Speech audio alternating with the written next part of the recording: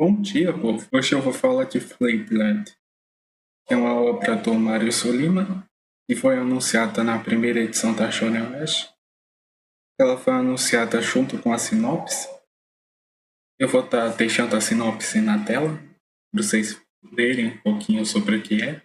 E eu já fiz um vídeo sobre a primeira edição inteira da Shonen West. Agora que eu já expliquei um pouquinho por cima, vamos falar diretamente da obra.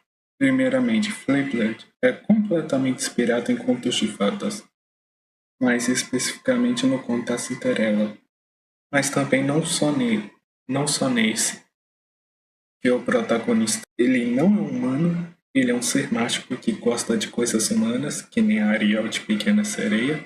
Do mesmo jeito da Ariel, o Alvin, esse fata, eu não sei o masculino de fata.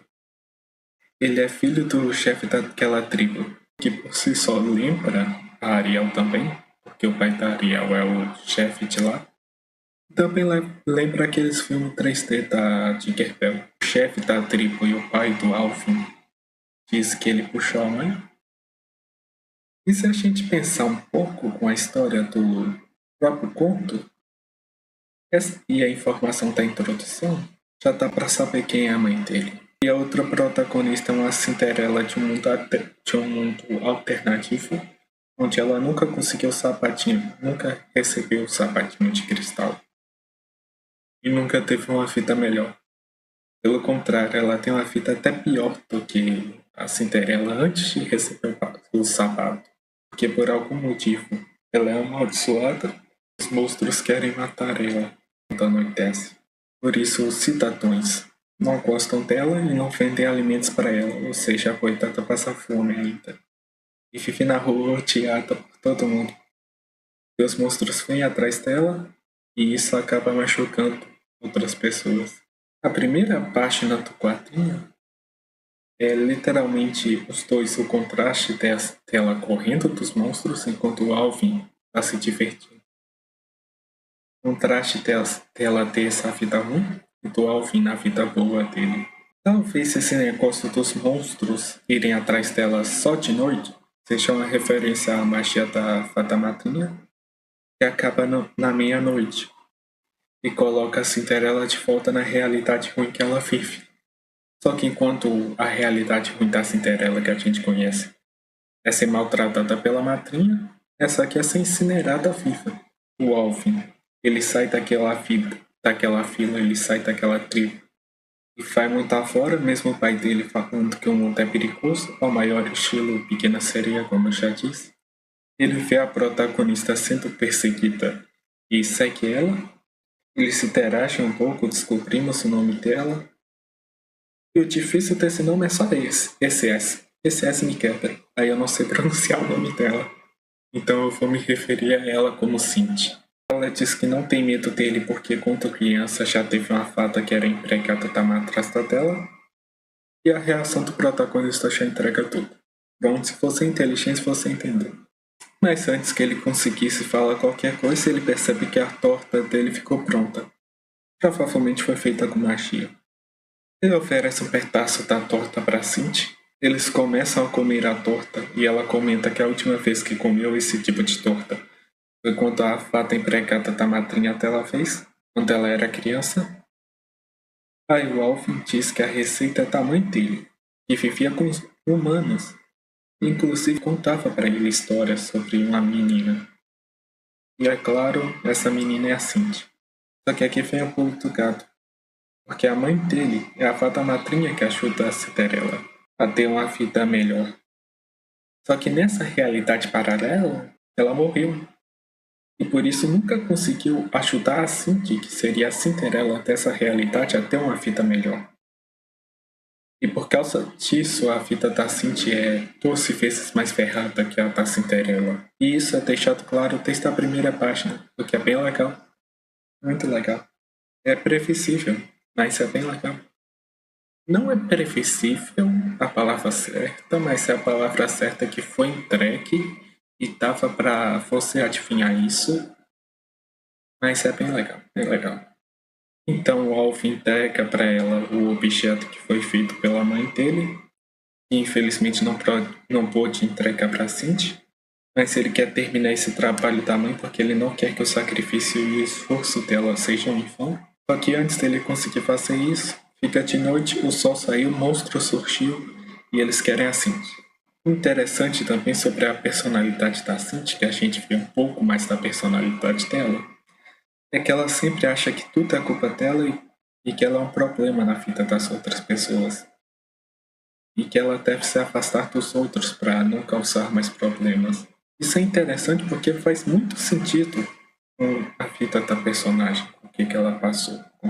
E também ela tem dificuldade em receber a ajuda dos outros. Ela aceita junto a ajuda dele para sair daquele lugar juntos, ao invés de carregar essa dor e esse peso sozinho. Eles estavam fugindo da cidade tudo de boa, até que, oh não, um senhorzinho de idade avançada caiu no chão e ele não consegue se levantar. Mas não tem que temer, porque o Alf salva ele com tanto povo.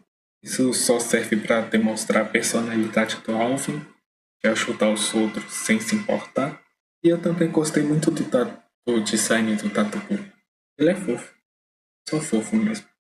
Essa cena é bem legal porque depois de salvar o idoso, o Alvin afirma para ele mesmo que ele consegue, que ele salvou alguém.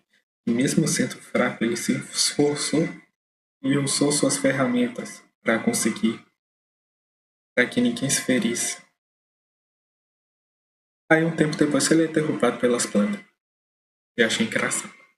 O Alvin, ele meio que não se preocupa consigo mesmo, e sim com os outros. E mesmo derrubado pelas plantas, ele se preocupa com a Cindy e manda ela fugir. Eu acho muito legal personagens assim, que se sacrificam pelo bem dos outros, e cuidam dos outros, mas quase sempre nunca cuidam de si mesmos. Aí a gente vê um pouco mais do lado emotivo da Cindy, que ela mostra um pouco também disso. Ela mostra que ela se sente culpada pela morte da mãe do Alvin, e ela acha que é um problema e sente-se culpada por causar problema para os outros. E pela Cindy mostrar os sentimentos dela, os sapatinhos de cristais reagem a isso e eles começam a brilhar. E eles brilham, cintilam, e porque ela escolheu seu próprio caminho triunfante que a quer seguir. E os sapatinhos correspondem a isso. E se juntam a ela. Eu gostei muito do design disso. Essa, entre aspas, transformação dela. E eu gostei dos sapatinhos virarem botonas enormes de cristal. É bem legal. Só pelo jeito que ela se move e é desenhada, você já percebe que algo nela mudou. E agora ela tá diferente, tanto literalmente em força, quanto mentalmente, em questão de mentalidade. E isso é bem legal. Ela luta contra os monstros abóbora, e a arte é bem bonita. O Alvin protege ela de ser atacada pelas costas, o que faz com que ele se machuque. Isso é o bastante para Cindy começar a ter um colapso de mini flashbacks sobre a mãe dele. Depois dos flashbacks e depois dela se emocionar, ela manda um lindíssimo Rider Kick, apelidado de Midnight Waltz. Midnight é claro por causa de meia-noite. A magia da fada madrinha acaba na meia-noite. Então é tipo um jeito de falar, isso acaba aqui. O famoso finish time, Sotsu, finalização. E shout outs é falsa. Falsa que é uma dança de salão que precisa de duas pessoas, geralmente um casal que dança.